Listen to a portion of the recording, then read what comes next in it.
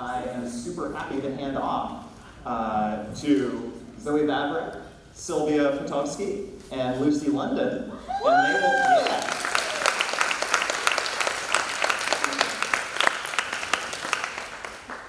Awesome. Thank you so much for being here. It's so inspiring as a student to see teachers coming together and collaborating about all this wonderful stuff.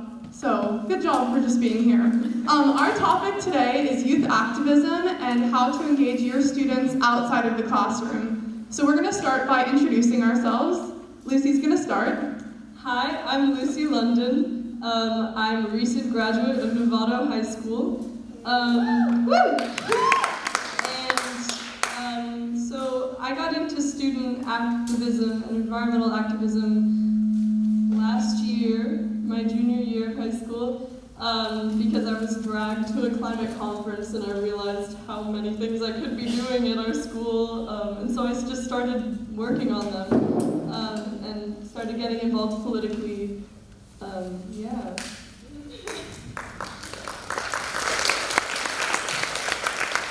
Hi, I'm Sylvia Potovsky. I got involved with youth activism. I'm the president of the Interact Club at I'm a junior. I'm going to be a senior at Drake High School. So I'm the president of the Interact Club at my school, which is where we do community service. And then I wanted a way to help with climate change in my community, so I saw the Sunrise Club posters around my school, so I thought that would be a great way to get involved. Awesome. So I'm Zoe Vavrek. I just graduated from Drake High School, and I got involved. I've been involved in clubs and stuff since freshman year of high school, but I got involved with activism and sort of governmental, climate activism just this past year, at the beginning of the year when I did a pre-registering to vote event for the midterms at my school, and this year has just been really packed full of activism, so it's been really exciting.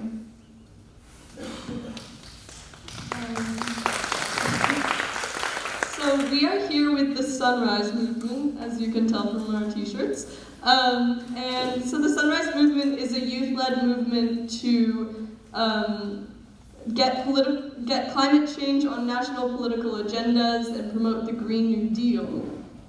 And so the Green New Deal is a resolution proposed by Alexandria Ocasio-Cortez and Senator Ed Markey, if you haven't heard of it.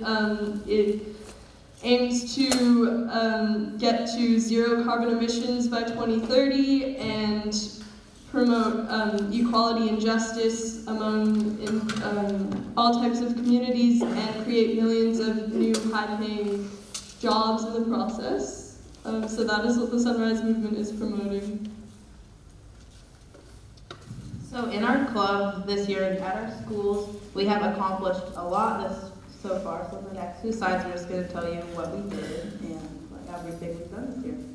Yeah, so this might be overwhelming to see all the things that we've done this year, but these are examples of what your students could do, and climate activism and just activism in general looks like all different things. So here are some examples. This is what I talked about. This was my first event that I organized, pre-registering to vote. So we had seniors walk out to our senior tree. It's sort of a well-known location at our school, and me and another girl gave a speech about the importance of voting, talking about sort of the preconceived ideas that youth don't vote and why we need to shatter that illusion and why we need to exercise our right to vote and how important that is. And then we had a table with a bunch of information, specifically how to pre-register to vote, and examples of the ballots, and it was really, really exciting to have students actually look at what a ballot looks like, how do you vote, how do you fill in the bubbles, how do you pre-register, and just sort of shatter that barrier, because a lot of students don't realize how easy it is,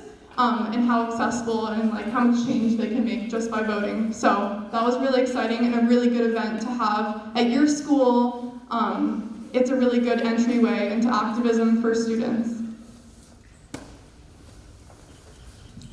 So the High School Green New Deal campaign is a campaign led by Sunrise, and high school students across the country have been leading initiatives to get resolutions, symbolic resolutions of the Green New Deal passed in local governments. And so we passed multiple resolutions that we'll go into more detail in the next few slides.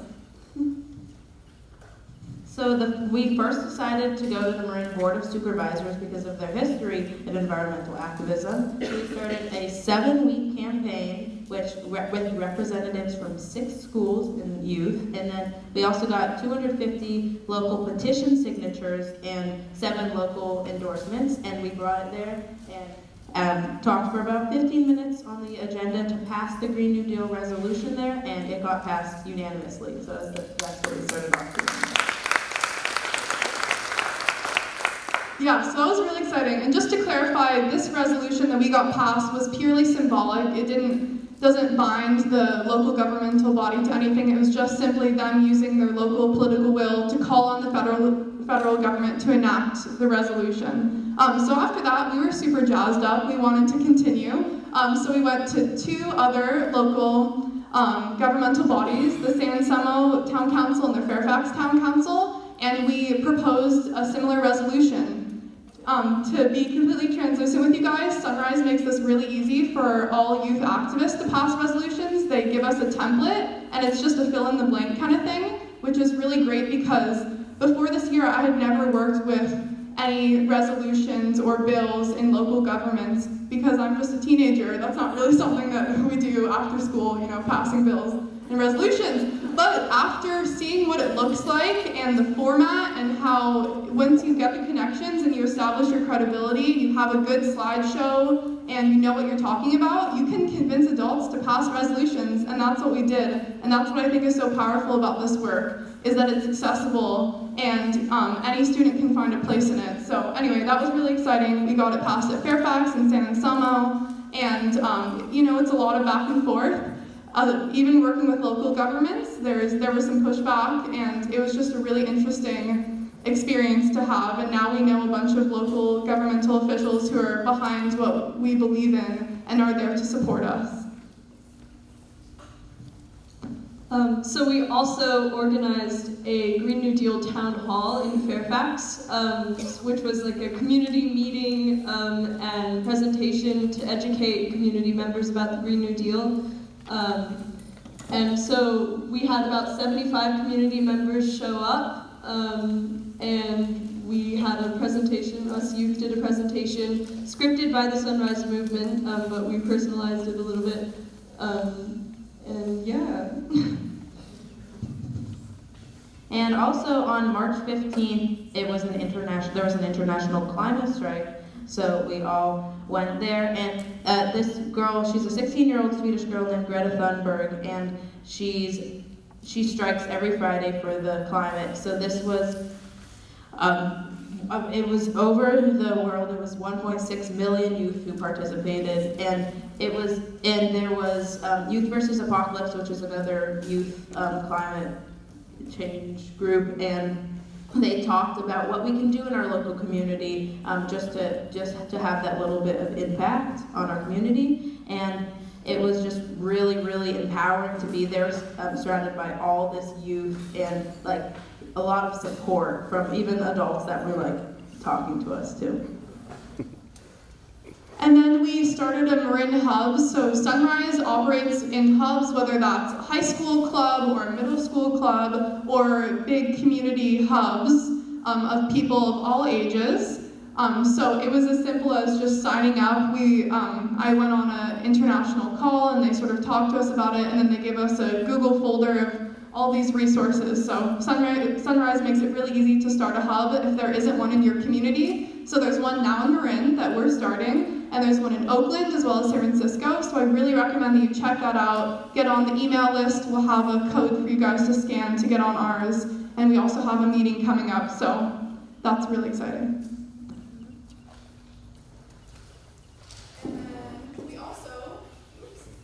We also started a club at our school. So this was blossomed out of just working on the 7-week campaign for the Marin Board of Supervisors. I was just like, wow, I just took this on. I need a team of high schoolers to support me and help me, so I'm not doing this for 8 hours after school every day, because I'm a student, I'm a high schooler, I'm trying to have a life.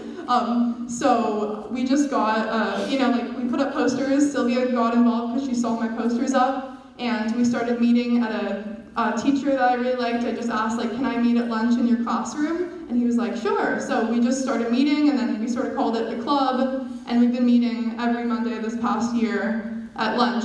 And then now, next year, we're gonna call it an official club and do the paperwork. Anyway, starting a club is a really exciting thing to do, help your students get involved that way. The thing with this movement is that it's ever changing and ever evolving, and there's always something to do, so it's helpful. It can be really chaotic to have a lot to do, but if you meet every week and you just check in and say, what's going on in the movement now, it can be a good place to start. So if your school has an eco club or an earth club, you can just talk to them about the Sunrise Movement, even just send them the link to the website, or you can maybe empower students to start their own Sunrise clubs.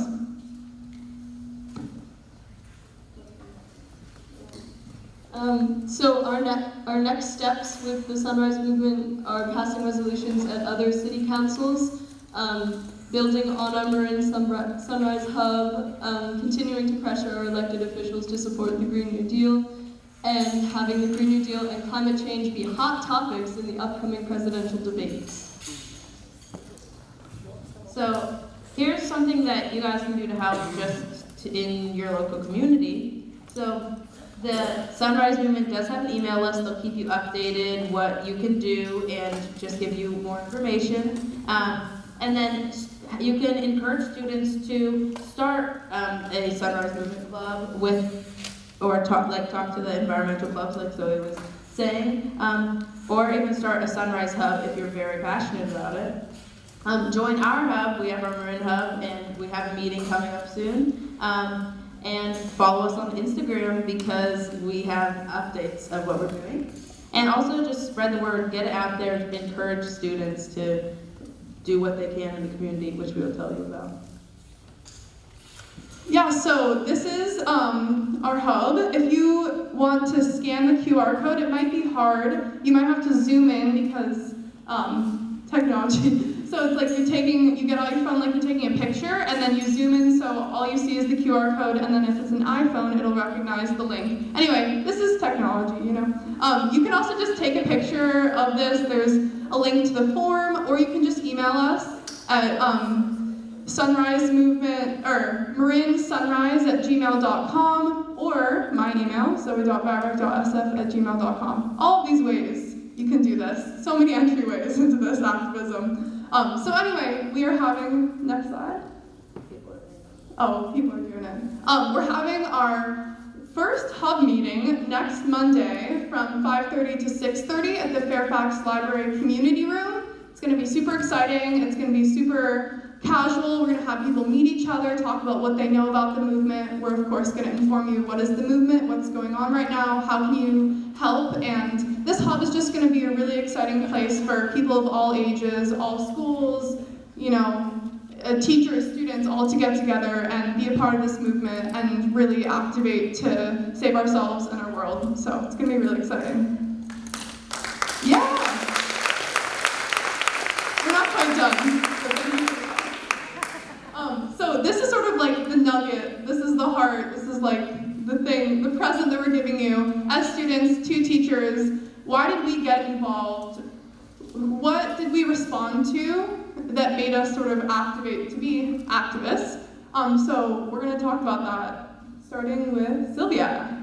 So I actually, Zoe Vavrek inspired me. She just was always working to help our community, always in the garden or, putting up posters and stuff. And I just knew that there was something little that I could do in the community, and everyone does a little bit. It helps.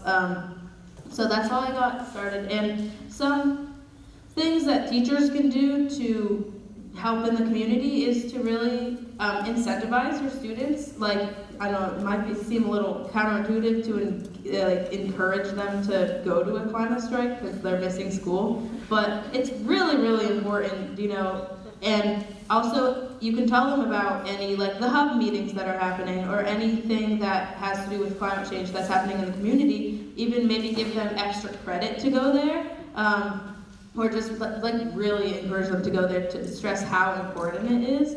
And they can encourage them to start a club as well. So I got involved and tried to combine my passion in theater and music with activism, and so I want to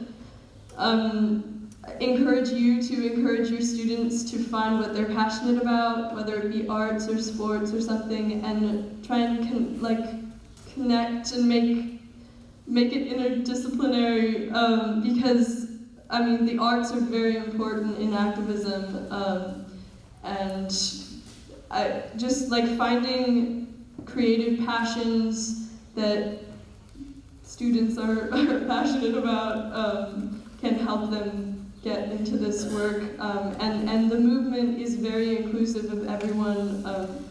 We need everyone's different voice and everyone's different interests.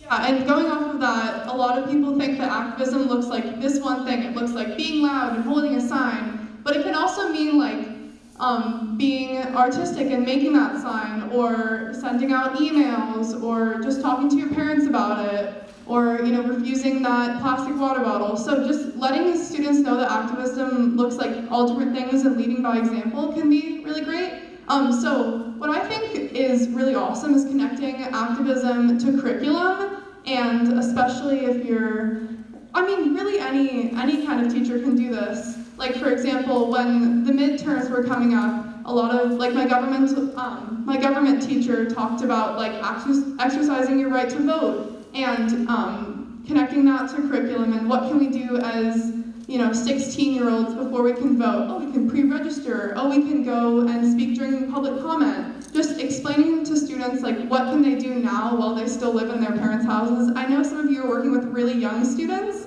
and this is sort of on the older side, but even just like explaining to kids that like what you vote, what you use your money for is like a vote, like $1 is a vote can be something cool to talk about.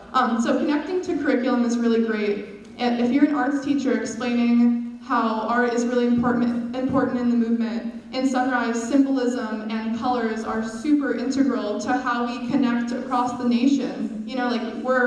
These t-shirts, these symbols are being worn by people in like Kentucky and Wisconsin, and making a really important symbol that can be seen from far away is important. So anyway, connecting to curriculum is really great. I know you guys are forming your own curriculum, so thinking about how activism can be influenced into that is really exciting.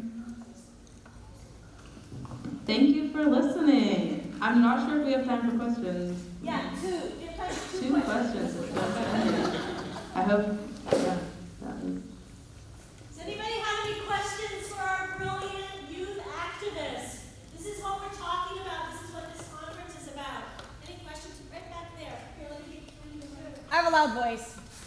I'm a coach. Did what you guys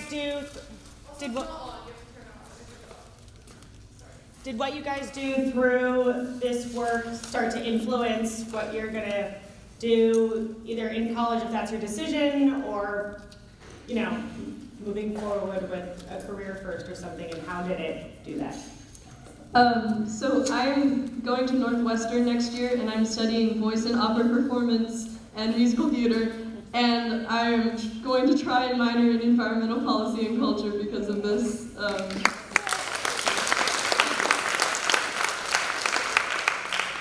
Yeah, that's a really great question. I never saw myself working in government and in politics before this year. I thought it was a scary thing. I thought that only a certain person did this, but seeing people in government like Representative Alexandria Ocasio-Cortez and other people like speaking truth to power and being like, I don't see myself represented, so I'm going to be in government, and it's really changed this year. And I feel like for a lot of youth, the perception on government and politics has changed. Not that I want to like go and be a politician, but I am a strong believer that if you think a system is corrupt, like you should go work for that system. And like, I don't know, like my teacher always said that like he hated his teachers growing up, so he became a teacher. You guys are probably really great, but you know what I'm saying.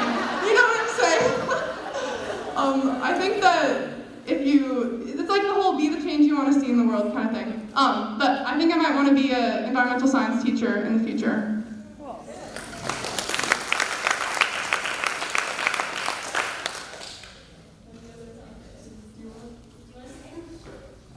I just really don't have any idea what I want to do yet, but since this year, I've just learned so much about more environment, and my dad is works in the solar industry. He works at Marine Clean Energy, so I really didn't know what he did before, but I asked him a lot of questions that I know about that, and it's just I'm really interested in it now, so I might want to go into that as a career. Cool. Thank you.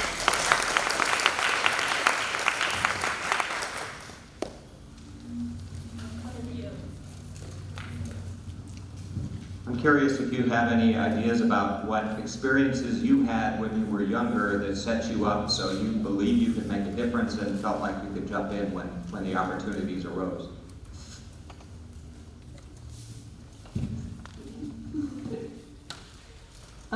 I went to a Montessori elementary school, and I was very connected with nature, and I had many opportunities to go out and enjoy and learn about the environment, and then making a difference.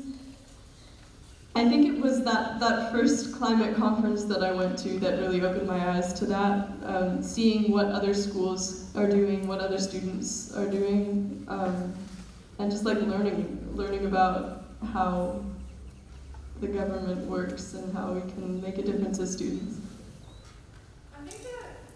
I think that all of my project-based learning that I did in high school, I was a part of ROC, which is a project-based learning academy surrounding around the arts, and just all those little instances of projects where I was exercising my leadership and trying to just seeing how I can be a leader in different ways, whether that's making a poster or making a video. I think that when you give students all of these micro sort of situations to step up and be leaders and figure out creative solutions and speak about their stories, I think that those are sort of you're training them for something bigger.